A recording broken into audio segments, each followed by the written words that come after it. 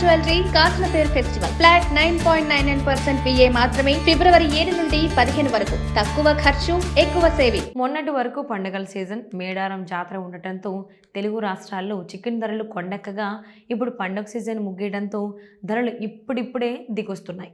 గత ఏడాది డిసెంబర్లో క్రిస్మస్ ఉండటం, ఆ తర్వాత కొత్త ఏడాది జనవరిలో సంక్రాంతి పండుగ రావడం, మేడారం జాతర జరగడంతో ధరలు ఒక్కసారిగా పెరిగాయి. కేజీ చికెన్ 350 రూపాయల వరకు తెలుగు రాష్ట్రాల్లో చేరుకుంది. కానీ ఇప్పుడు మెల్లమెల్లగా ధరలు తగ్గుతుండటంతో నాన్ వెజ్ ప్రియులు ఉపశమనం పొందుతున్నారు. ఫిబ్రవరి 8న సండే కావడంతో చికెన్కు డిమాండ్ ఉంటుంది. సెలవు కావడంతో చికెన్ తినేందుకు చాలామంది ఆసక్తి చూపిస్తారు. ధరలు తగ్గడం వీరికి కాస్త రిలీఫ్ ఇచ్చింది. ప్రస్తుతం కేజీ స్కిన్లెస్ చికెన్ ధర 240 రూపాయల నుంచి 250 రూపాయల వరకు పలుకుతుంది.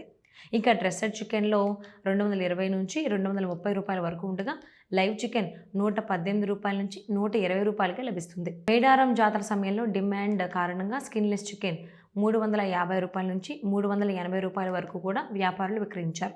ఇక డ్రెస్సెడ్ చికెన్ను 350 రూపాయలకు, లైవ్ కోడిని 200 రూపాయల వరకు విక్రయించారు. జాతర ముగిసిన తర్వాత చికెన్ ధరలు ఢమాలంటూ పడిపోయాయి. వారం రోజుల వ్యవధిలోనే 100 రూపాయలు తగ్గడంతో నాన్ వెజ్ ప్రియులు సంతోషం వ్యక్తం చేస్తున్నారు. పండుగ సీజన్ ముగియడంతో కోళ్లకు డిమాండ్ పడిపోయిందని, ధరలు తగ్గడానికి ఇదే కారణమని వ్యాపారులు చెబుతున్నారు. అలాగే కోళ్ల ఉత్పత్తి కూడా పెరగడం వల్ల ధరలు పడిపోతున్నాయని అంటున్నారు. తెలుగు రాష్ట్రాల్లో కోళ్ల ఫామ్స్లో ఉత్పత్తి బాగా పెరిగింది. ప్రస్తుత పరిస్థితుల్లో డిమాండ్ లేకపోవడంతో తక్కువ ధరలకే విక్రయిస్తున్నారు.